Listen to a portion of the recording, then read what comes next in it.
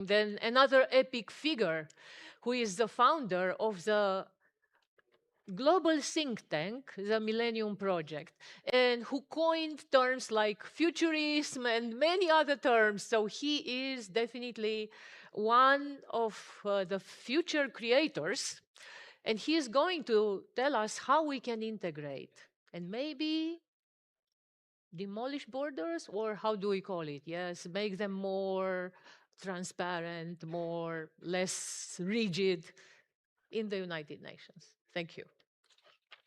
Jerome Glenn.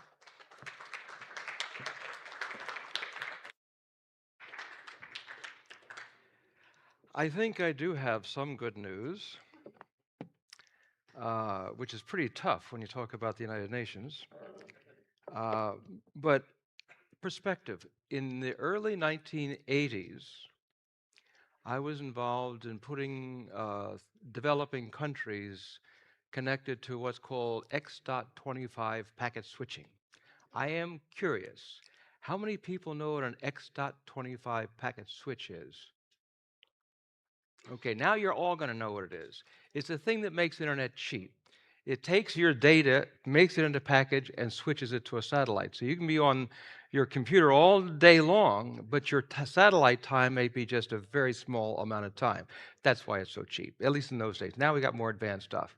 Now, the reason I bring this up is that when we were running around the world getting internet, what became internet, connected, there was almost no discussion about technological forecasting and impact of the internet at that time. You can do your research, you can find out, do back to the 70s and 80s, technology assessment of the internet. Very little. We thought it was great. You're going to hook up all these countries and all these computers. It's going to be fabulous. We didn't think about reinforcing in silos of the brain and all that sort of stuff. We did think about information warfare, but a lot of the other stuff we didn't think about. Now, fast forward to the next big jump, artificial intelligence, and you've got technology assessment so much you can't keep up with it. I mean, how many conferences are right now around the world going on, and television shows and people working on books and articles about AI? It's incredible. I mean, you can even do a bar graph on this. It would go right through the ceiling today compared to the little tiny stuff with the internet. So I offer that as good news. As an adult, we're supposed to look at the consequences of our actions, right? Well, we didn't do much of that with the internet, I'm here to say, because I was there. But we are doing it now. So this is part of that job. Congratulations, Ben. Very good stuff. Speaking of Ben, let's see if I can get this to go. Ta-dum, ta-dum, ta-dum, ta-dum. Why am I not doing this right? You know, for an advanced technology conference. Oh, all right. Yeah, all right. Now, so speaking of Ben, Ben wrote the foreword to this book. In my humble opinion, this may be the most important thing I ever wrote. And I shocked myself reading it one time in a train station or going up on a train. It's actually not bad. It's actually quite good. But and Ben's forward, I think, is as good as anything he's written before, frankly. So Ben's not here right now. I didn't want. Oh, you are. Where are you? Oh, there you are. I don't want it to go to your head, but that was really good. Okay. Now, what this book does is it gives you, we call it an introduction, but it's really an executive summary. But since it's a book, we got to call it an introduction, not an executive summary. And that's also not too bad.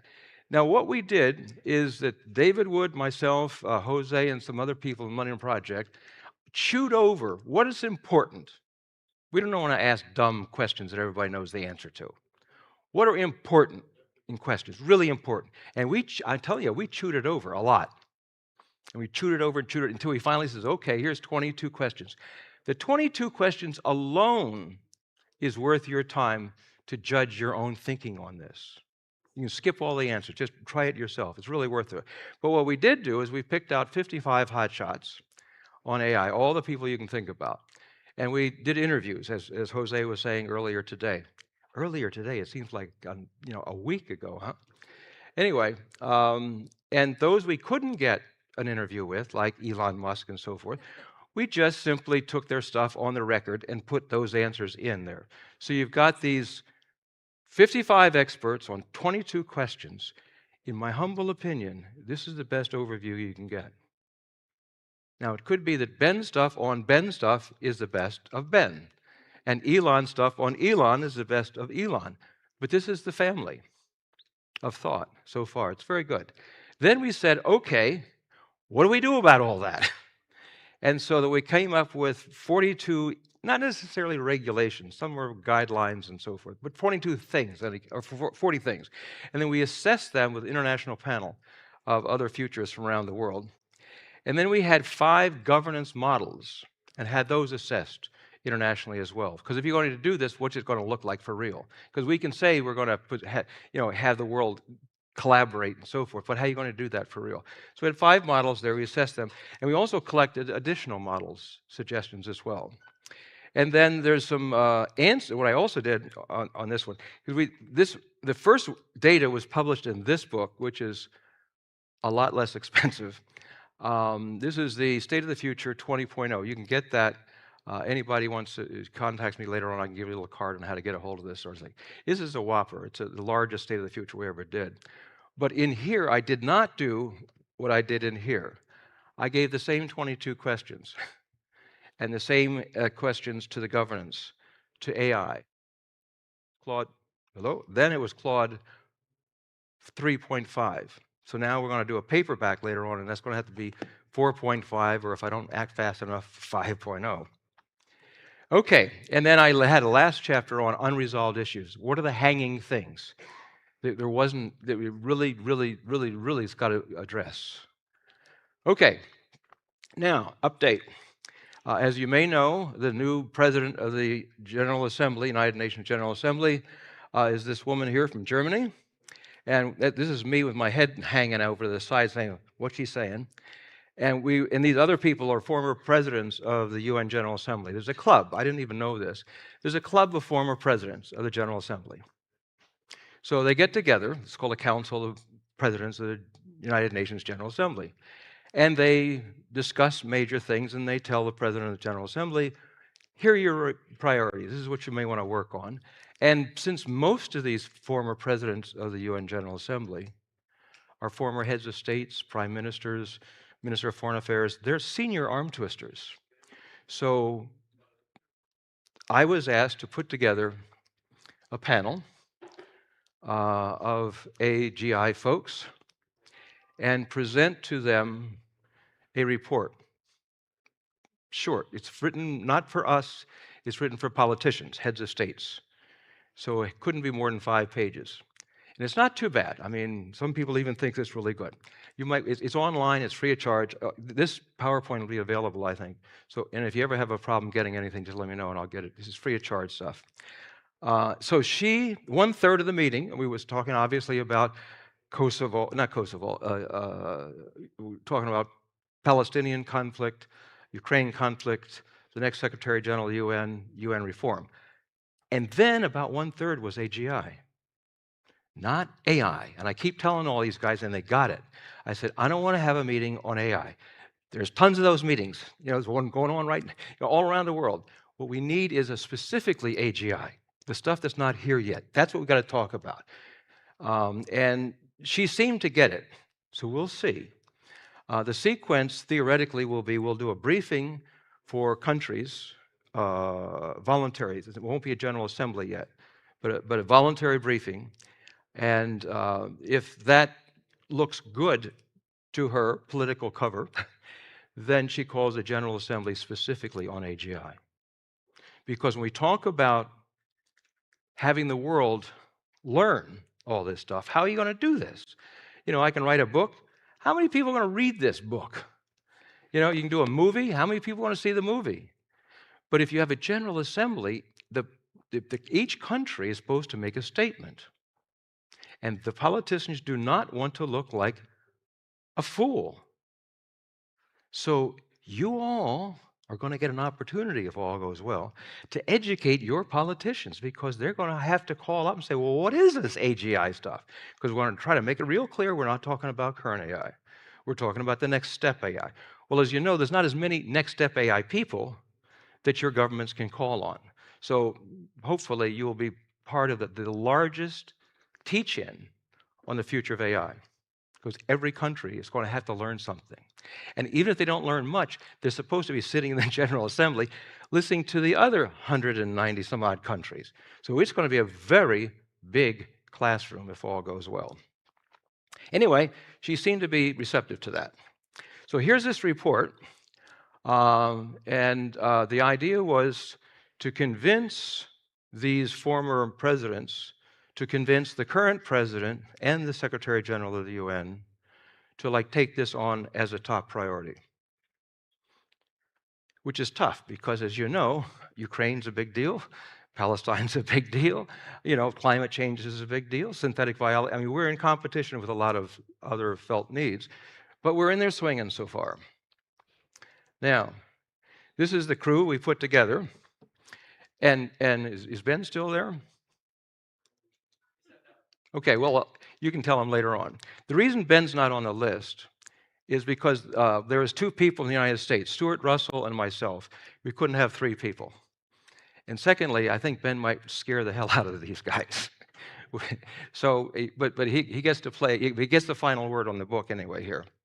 So this was a good cast of characters, and believe it or not, we got coherence within about a month and a half or 2 months. So it was a very good team, worked very fast, and the report has been accepted by 19 former or 16 former presidents of the General Assembly, the Secretary General, and the President of the General Assembly. Doesn't mean they're going to act on it, but at least the first steps have been done and successful. Okay, so we need a UN General Assembly on the AGI to discuss and agree to a global observatory. We all know we want to pool all the best practices together. I mean, we're all trying to do this. And your Nexus can be, what's the name of it? Nexus is, what's the new group? Nexus? Okay, that should be part of this, or this should be part of it to be invented. But the idea is to pool as much as we can of the whole world's information together, best practices together in this observatory. And from my point of view as a futurist, is I wanted to do forecasting and futures research, and what are the lead indicators for AGI going mal? The direction that we were talking about, the different directions. We got to monitor all these sort of things and share it with the world simultaneously live. Then we need an international system of best practices and certification. Ideally, each country has some licensing system of some sort that says, yes, these people are not making something to kill you. But then who proves that that's true? So just like you have the International Atomic Energy Agency does not do the atomic plant or the nuclear weapon storage, nation states do that. So, but you still have to have some international agreement on that to work with the nation states. So that's this component here. And then it's all got to be written down. So we need a UN convention. Some people will call it a treaty, but a convention is a treaty. But in any case, that's got to be done. Now, the Council of Europe has done one of theirs, but that's for contemporary AI. It's not for AGI. This one would be for AGI specifically, because this then authorizes all the rest of everything else. And the fourth is a feasibility study for whatever this thing becomes. My own vote would be that it would be a multi-stakeholder organization. As it was said before, everybody's a stakeholder. There's some way for that. And I like the comments that just recently about AI can now have a global participatory system. AI can make that possible. And it also means that corporations are involved, universities are involved, as well as nation states. So it wouldn't be like UNESCO, just nation states. It would be the club of humanity, so to speak. That's my vote. And that it would be hybrid, part AI, whatever we define as AI at that point, and human systems. So there would be some sort of synergy there. The UN Security Council has had 3 meetings on AI so far. The first one, Russia said, "Niet, I'm not in favor of any supranational organization on AI because the US and the West will run it. And Mr. Putin has said, whoever runs AI runs the world. He does not want the United States to run the world, so of course he's logically consistent to be against it. You know, he's logic. Then this 24, then another one. 25, Russia changed its mind. It said, oh, I accept a UN international coordinating activity. Now, one of the people in that group was from Bulgaria. There was some back channel with Medvedev, the number 2 guy in the Soviet Union. There's been a lot of under-the-table stuff going on. So I don't know if we had anything to do with it or whether it was China. Because China, you may know, I hope everybody knows this, China has already said they will create, in cooperation with others, an international organization for AI. How many people heard that? Okay, now you heard it. All right, you got it. That's a big deal because I've been dealing with the Chinese for some years, as some of you may know, and I'm in favor of what they did. Not that I want China to run it. I mean, I want it to be co-chaired with the United States and China together to co-chair it, and all the rest of them to play in. But that pushes the game forward a bit, because up until that talk a couple of months ago that they did, there wasn't any hope for moving these things along too easily. Okay, there's been 2 UN General Assembly resolutions. Not to embarrass anybody, but just so I know, okay? How many people knew there have been 2 United Nations resolutions on AI? Okay, now you all know. But it's not talking about what we're talking about. They're talking about contemporary stuff, all right? They're not talking about AGI. In all fairness to China, they did say super intelligence. And as David pointed out earlier today, UK did talk about advanced AI. So it's moving along. And by the way, it's moving along faster because when I'm dealing with these people, I keep saying, we cannot do this as business as usual.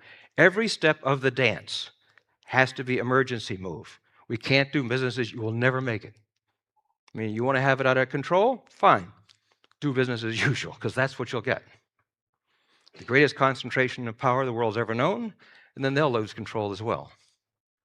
Now, maybe that'll be okay, but I don't know. So why take a chance?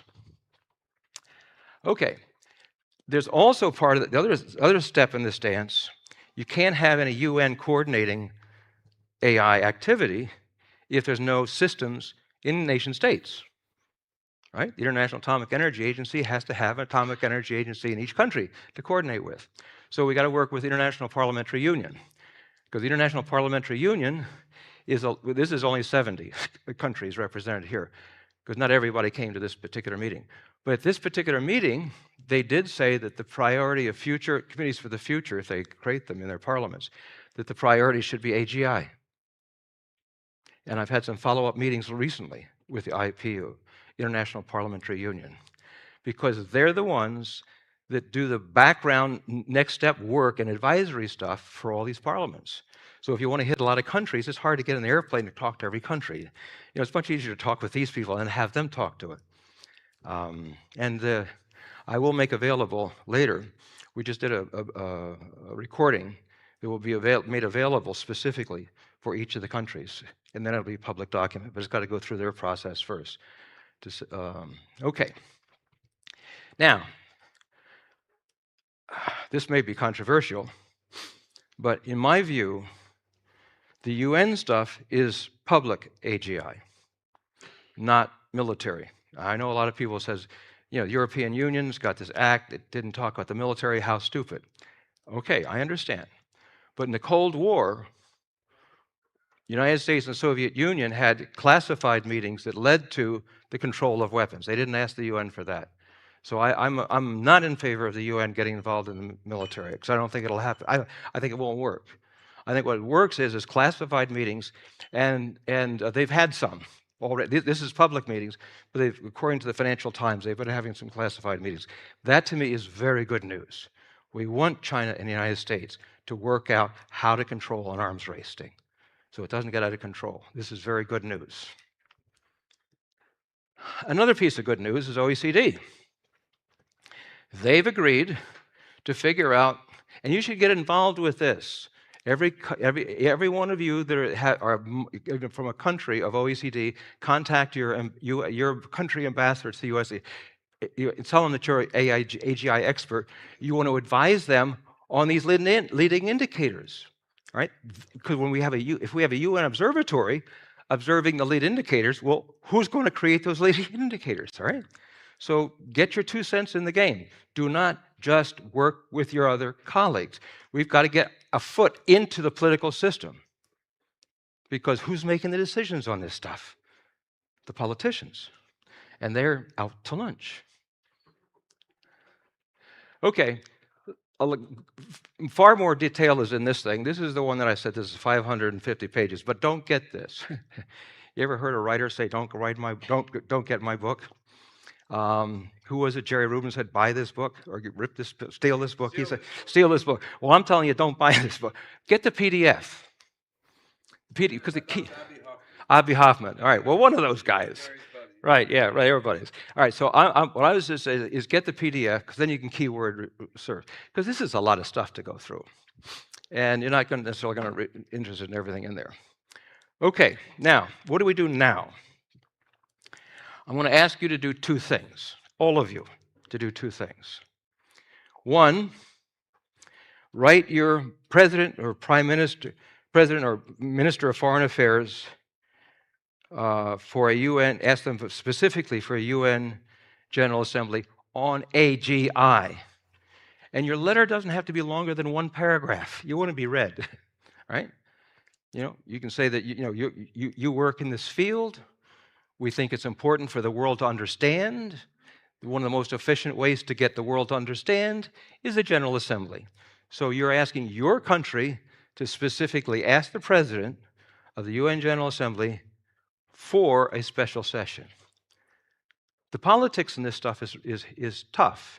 We're a minority in the world, right? So we have to go to the jugular veins on a lot of different things. So that's one thing you can do to help the conversation. Now, I will not ask for a show of hands, but pretend it's a visible show of hands. How many, raise your hand. How many of you invisibly will raise your hand that you will actually, when you go home, or even tonight, write a letter to your president or foreign minister making their request? And I was an invisible hand. I didn't want to embarrass anybody, but thank you for your vote. Now, what I would suggest is you actually write it, not an email. Because, your heads of states get how many emails a day? And and who's going to filter them? Somebody that doesn't give a damn about all this sort of stuff? I would write an actual letter with an actual stamp, because sometimes that gets more noticed than an actual email. The second thing I would ask you to do is to write your parliamentary, National Assembly, or congressional leaders the same sort of deal, saying, I would like you to begin to write authorization for some management system in your country on AGI. They won't know what to do. I've talked to the US people, and I can testify they don't know. And then you can volunteer in that letter. It says, if you want to start working on this, I'm available to help you, to volunteer to your own country. Now,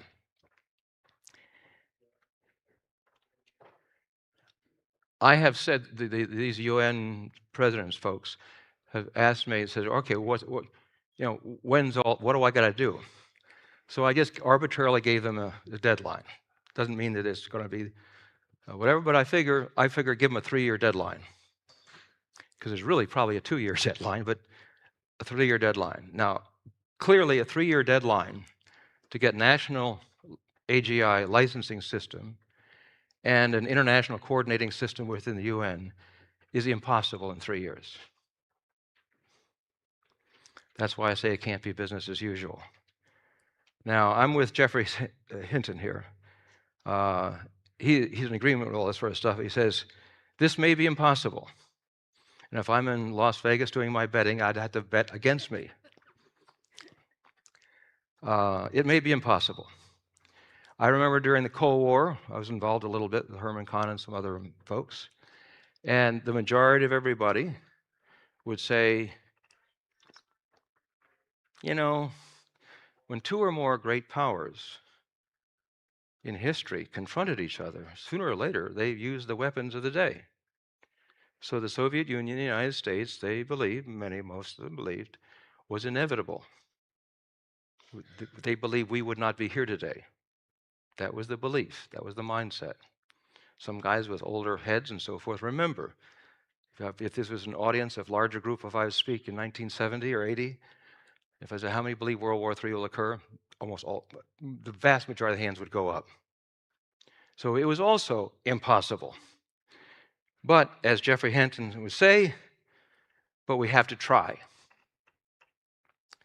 And I would add to it, it's the only moral position.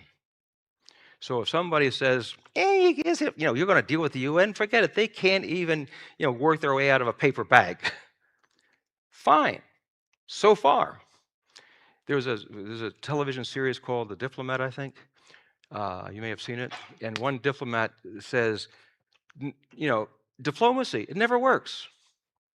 No matter what you do, it just never works until it does. And that's my attitude on this, until it does. Thank you.